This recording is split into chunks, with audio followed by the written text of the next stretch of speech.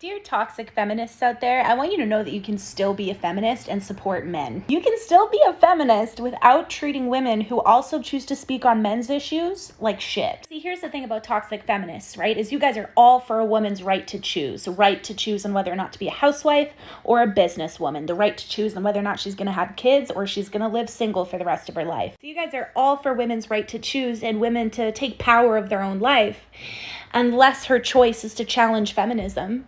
Right? Then she shouldn't have the power over that choice because then she's just a pick-me. She's just seeking validation from other men. Suddenly, she's a disgrace to women and can't possibly be formulating her own thoughts. You guys wonder why so many more people are turning away from feminism and even going to the men's rights community or the egalitarianism community?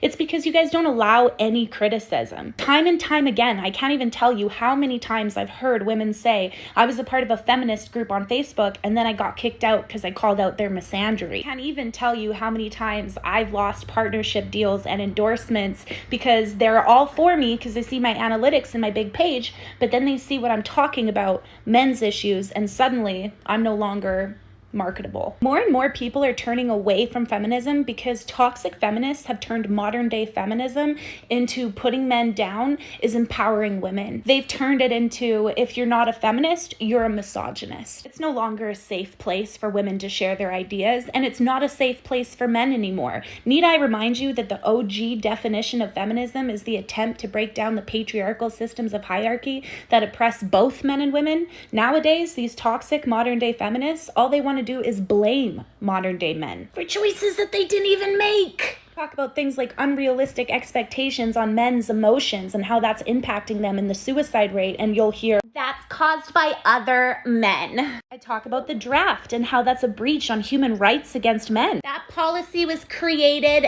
can you guess, by men.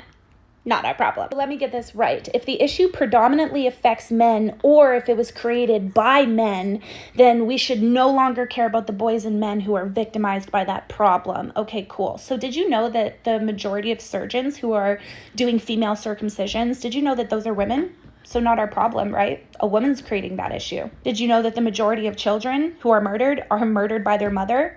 We shouldn't address that issue. Fuck those boys and girls, right? Because a woman is causing that issue. See, what you're doing is not advocacy and it's not feminism. It's fear-mongering, it's dictatorship, it's inhumane. And it's doing a damn good job of making sure that that war on misogyny that we're trying to end never happens.